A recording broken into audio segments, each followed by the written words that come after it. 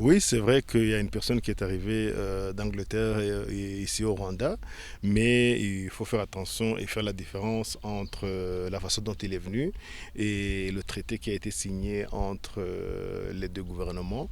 Donc, lui, il est arrivé de son propre initiative. C'est à sa demande, c'est d'une façon volontaire qu'il est arrivé au Rwanda, parce que au départ, il était en Angleterre d'une façon régulière, mais son autorisation de rester sur ce territoire n'a pas été prolongée.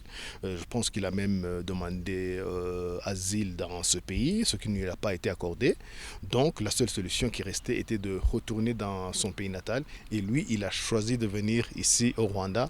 Et il est bien arrivé, il a été bien accueilli, et il est en bonne santé. Bah, d'un côté, je dirais que c'est normal. C'est pas, il n'y a rien de nouveau parce que on a déjà accueilli des migrants en provenance de la Libye, en provenance du Soudan, en provenance de l'Afghanistan. De ce côté-là, il n'y a rien de nouveau.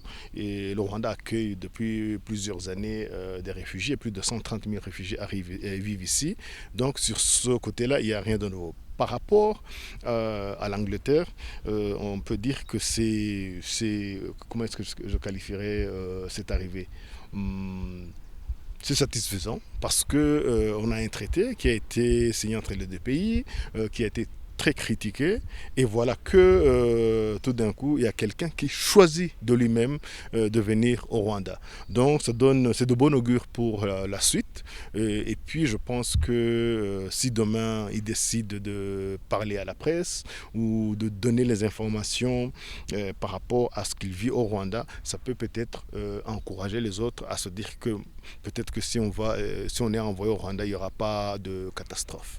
Non, on n'est pas encore au courant de quand les premiers migrants vont arriver ou du nombre, mais le plus important est que le Rwanda, au moment opportun, soit prêt pour les accueillir, et on est prêt. Et comme vous le savez, il y a des endroits où ils vont habiter d'une façon provisoire durant entre 3 et 6 mois, et puis par après, il devra habiter un peu partout au Rwanda d'une façon définitive et avec les Rwandais, parce qu'il n'y aura pas de quartier de migrants. Donc aujourd'hui, on ne sait pas encore quand ils vont arriver exactement et le nombre qui va arriver, mais le plus important est qu'on soit prêt pour les accueillir au moment opportun. Oui, je crois que la population rwandaise est prête. Je suis même convaincu parce que la population, elle a l'habitude. Comme je viens de le dire, on a accueilli beaucoup de migrants en provenance de différents pays. On accueille surtout beaucoup de réfugiés depuis plusieurs années, et ça n'a jamais posé de problème entre les migrants ou les étrangers et les Rwandais. Je pense que le plus important, c'est que tout le monde respecte la loi, et tant qu'on respecte la loi, il n'y aura pas de problème. Et tant que les droits des Rwandais inhérents à leur constitution par rapport à la loi sont respectés, ne sont pas violés parce que ça a été accordé aux migrants, aux réfugiés, il n'y aura pas de problème et ça ne sera pas le cas.